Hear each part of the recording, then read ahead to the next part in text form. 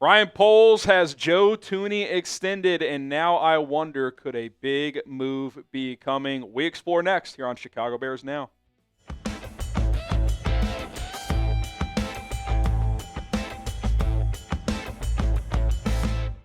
I'm Harrison Graham. Thanks to everybody who tuned in to the breaking news earlier today and to this video as well. Let's go ahead and dive in. Now that Joe Thuney is locked in through 2027, or at least potentially through 2027, for sure through 2026, what could be next for Ryan Poles? Here are the full contract details, by the way, for Joe Thuney. We still don't have the year-by-year cap hits. We do know this year is going to be $8 million. We'll see what it looks like for 26 and 27. But if you missed it earlier, 2-year, $35 million extension, $17.5 per year, and then $33.5 million guaranteed. And I think this year and next year are basically fully guaranteed, and then the Bears will have an opt-out in 2027, which, again, lines him up with Drew Dahlman and Jonah Jackson on that interior from a contract standpoint. So if that report of his cap hit being $8 million for this year is accurate, once the 3 Bears second-round draft picks sign their contracts, which they haven't yet, Burden, Shemar Turner, and Ozzy Trapilo, the Bears, if my calculations are correct, based on over the cap and Spotrac, will have about $10.7 million available. Most teams like going into a season with $5 to $7 million, so they'd have plenty there, enough to make a small move, or if they want to move some more money around, potentially a big move as well. To me, it's pretty clear. For this team this year, the 2 biggest needs on the roster are edge rusher and running back. I think that's where you're sitting right now. Now, is it so glaring that you can't get through a season with what you currently have? I wouldn't say that, but I do think you could elevate the floor and potentially the ceiling of those 2 position groups if you make a splash at one of those 2 spots. All right, we'll dive into some players they could look at here in just a moment. But I'll tell you this, if the Bears make a big move, we will break it down. If it's a massive move, we'll go live. Any move, we always discuss it and give my reaction here on the channel. Hit that subscribe button, turn on notifications. Let's get to our next milestone ASAP here on Bears Now. Okay, obviously the move that everyone thinks about, asks me about, I obviously think about it, is the all-in move that is out there is trading for Trey Hendrickson. Do the Bears just take the swing and try to go get the best player that at least seems to be available? I don't know if the Bengals would trade him tomorrow, but I do think it could reach a point where they just move on there. Now, Trey Hendrickson has made his intentions clear. He has said he will not play on his current contract, which is 1 year and $16 million, nor should he, based on how the market has exploded and based on how consistent he's been, how productive he's been. In 3 out of the past 4 years, he is top 5 in the NFL in sacks. This past year, not only did he lead the NFL in sacks, he led it by 3.5 sacks. He also, I thought, had his best season as a run defender of his career. He's never going to be great as a run defender, but he's gotten to the point where he's average to above average, and he's so dominant as a pass rusher, you will more than live with that when it comes to Trey Hendrickson. Now, a recent report from Mike Florio is out there that the Bengals have offered Trey Hendrickson in the $28 million per year range. That's kind of a joke if that report is accurate, because you look at the highest paid edges in the NFL, sure, he's not Myles Garrett. He shouldn't get paid like Myles Garrett. I don't think Trey Hendrickson believes he should get paid like Myles Garrett. But I think he looks at Danielle Hunter, fellow 30-year-old, just like himself, guy who's a better pass rusher than run defender, a guy with more injury history than Trey Hendrickson, got a $35.6 million 1-year extension for 2026. Now, that's a 1-year extension. If Trey wants 36 per year on a 3 or 4 year extension, I could get the Bengals pushback. But 28, that's insulting. That's just not a competitive offer. That's like a please go public and request a trade again offer from the Bengals. Like, I get if they want to sit at like 32, 33. If Trey wants a 3 or 4 year security with 70, 80, $90 million guaranteed, I'm not saying I'd give him 36 per year with 100 plus million guaranteed. Maybe I would, maybe I wouldn't. But 28 is just, I'm sorry. Like, he's right there, if not a little bit better than Danielle Hunter. I think Max Crosby, who's at 35.5, I would take him overall, but he's had injuries the last 2 years. Like, if I'm Trey Hendrickson and his agent, I'm saying, okay, if it's a 2 years or less, I need 35 plus. If it's 3 or more, it's got to be at least 33.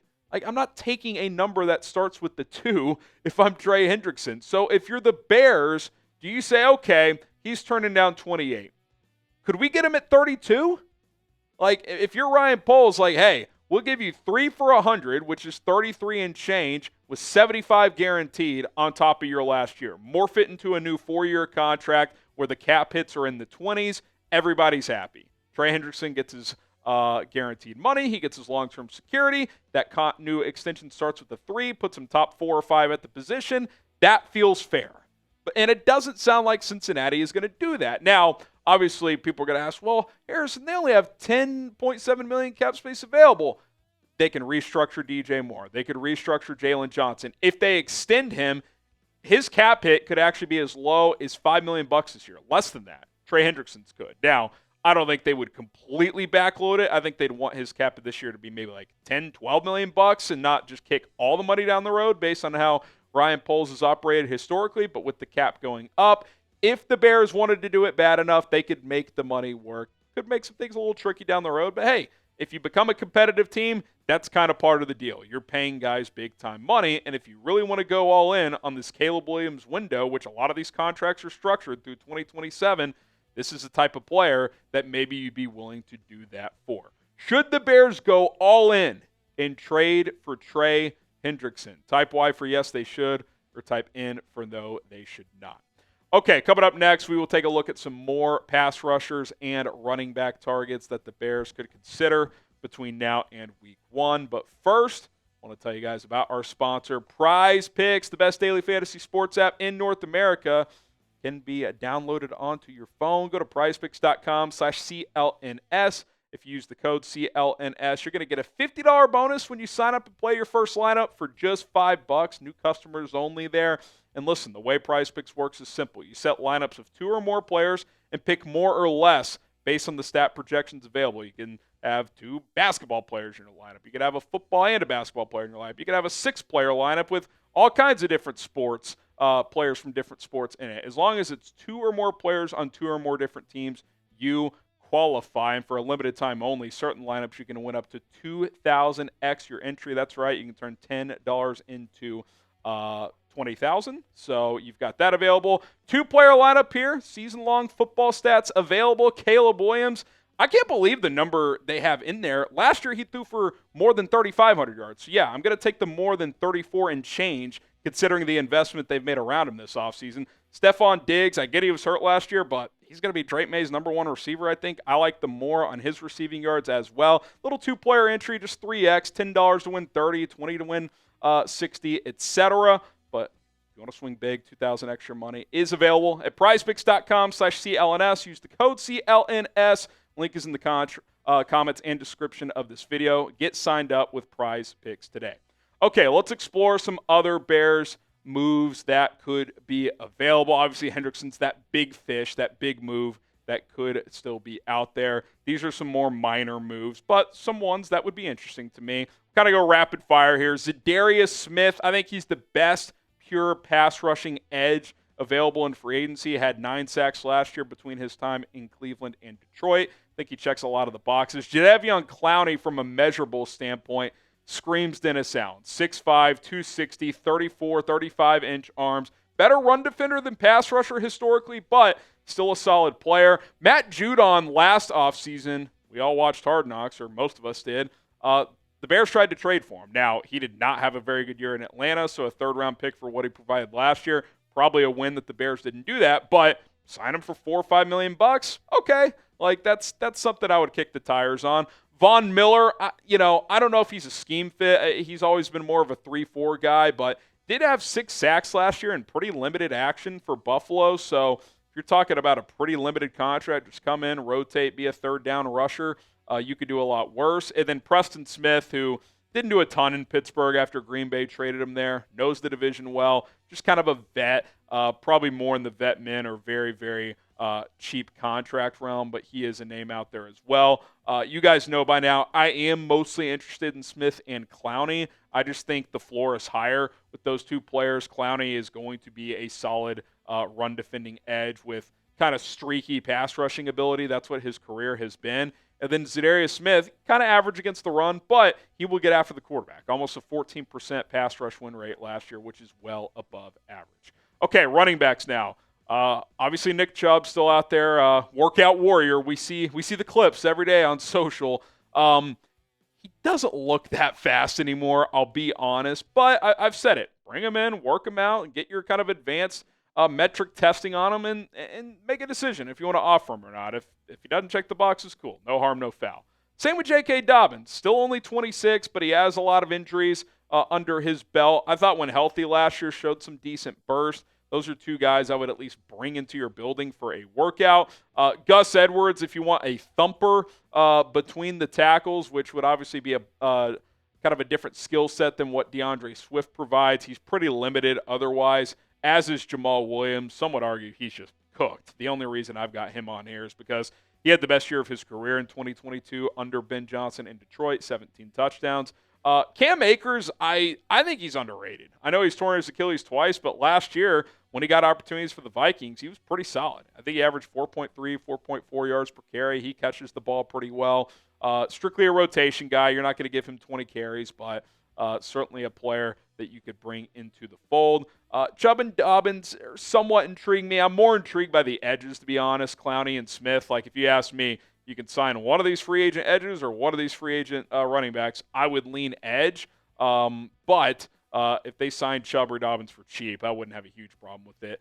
I am more interested in the running back trade market. Now, you're not going to trade for Hendrickson and then trade for a running back. There's only so much you can do. But if we get to training camp and they haven't made a big move and they still have money available, I think these two Seahawks guys, we've talked about it. I think someone's getting squeezed out. Kenneth Walker, Zach Charbonnet. They drafted Damian Martinez, whose skill set I think overlaps with both those players, and they have Kenny McIntosh as a scat back. So are they going to keep all four? I guess they could, but that seems a little redundant to me. Walker in the final year of his rookie deal, Charbonnet 2 years left. To me, if I'm Seattle and I like what I see out of Martinez, I'm picking one of Walker and Charbonnet to keep, and I'm trading the other one. That seems like the path to go there, and maybe the Bears could be a beneficiary of that. Breece Hall, a lot of buzz before the draft, haven't heard much since, so we'll see if his name resurfaces. It would probably only resurface if he went to management wanting out.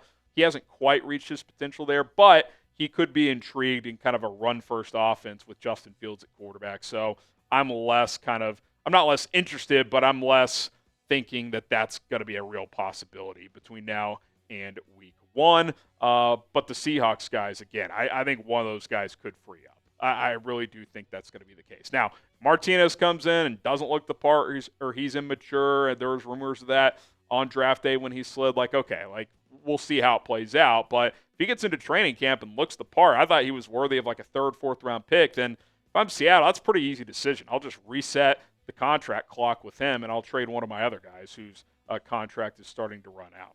Okay, who is a running back free agent or trade that you would like to pair with DeAndre Swift? Obviously, I think the Bears can take this next month or so, evaluate Kyle Monangai, Roschon Johnson, see if they feel like one of them is capable of being that other guy with Swift. Early on in training camp, too, when the pads come on, we'll see how they look. But if that doesn't go great, or if they want to elevate that room, who is someone you would like to pair with Swift? Let us know in the comments. My name is Harrison Graham. Appreciate everybody for tuning in to Chicago Bears Now. Hit that sub button, and we'll see you soon.